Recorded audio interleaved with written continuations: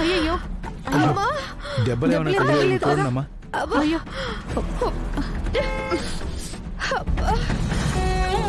ఏమ్మా దెబ్బలేమన్నా తగిలాయా?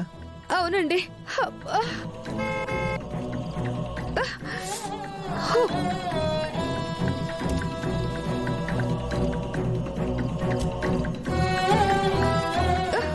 అబ్బా. నా కారు కింద పడి చావాలనుకుంటున్నావా? నేనేం చావాలనుకోవట్లేదమ్మా. నా బ్యాగ్ దొంగ ఎవడో కొట్టేస్తే వాడి కోసం కంగారుగా వెతుకుతున్నాను. అయితే ముందు వెనక చూసుకోకుండా కళ్ళు నెత్తిని పట్టుకొని తిరుగుతున్నావా?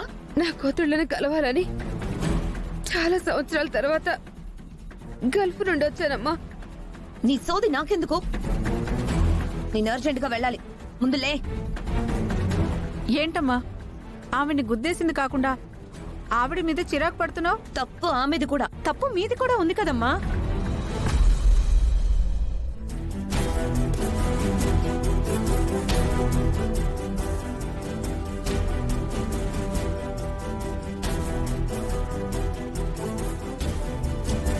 ఇదిగో డబ్బులు, వెళ్ళి చూపించుకో.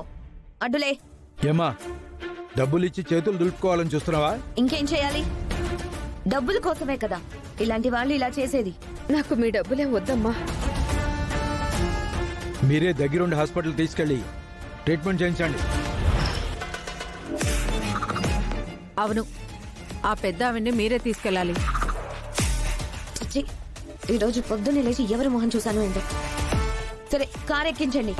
అమ్మా జాగ్రత్త. అమ్మా జాగ్రత్తగా లేవండి, మెల్లిగా.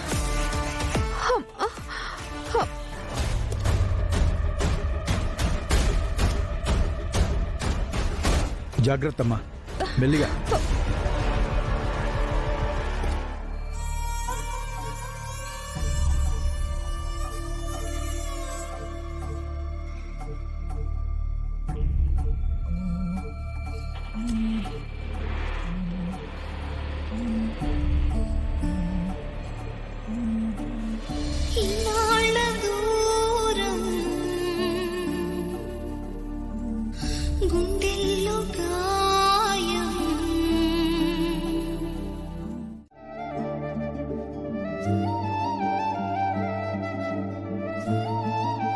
నేనేంటి ఇక్కడున్నాను?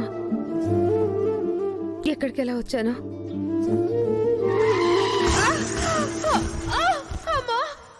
నన్ను యాక్సిడెంట్ చేసిన అమ్మాయి హాస్పిటల్కి తీసుకెళ్ళింది. హాస్పిటల్కి వెళ్ళిన తర్వాత ఏం జరిగింది? ఇంటికి ఎలా వచ్చాను? అసలు ఇల్లు ఎవరిది? నాది.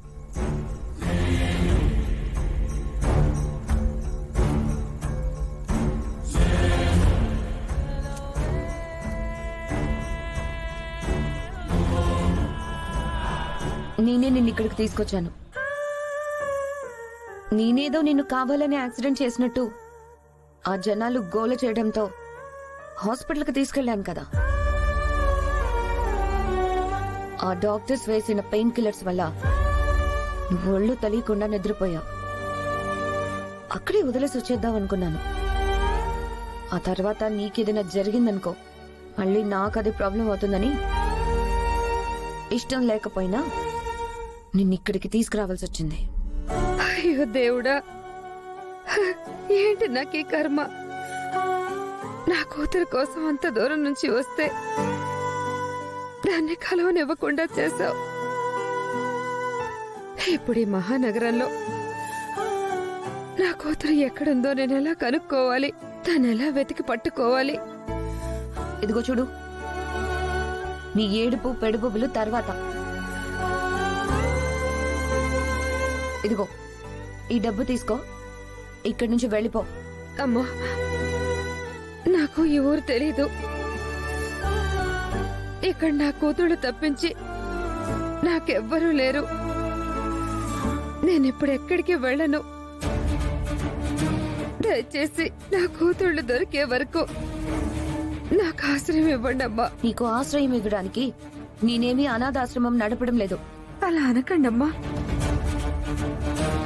కావాలంటే ఈ ఇంట్లోనే పని మనిషిగా ఉంటాను. మా ఇంట్లో వంట మనిషి రావట్లేదు. నీకు వంట వస్తే మా ఇంట్లో వంట మనిషిగా ఉండొచ్చు. నాకు వంట వచ్చమ్మా, బాగా చేస్తాను. సరే అయితే ఇంట్లో పనులు చేసుకుంటూ వంట చేసి పెడుతూ జాగ్రత్తగా ఉండి నీ కూతుళ్ళని వెతుక్కో. చేశాను. ఇదంతా నా వల్లే. నేనే ఆలస్యం చేశాను. ఇప్పుడు గాయత్రికి నేను ఏం సమాధానం చెప్పాలి? లేదమ్మా, నేను ఎలా అయినా నిన్ను వెతికి పట్టుకుంటాను.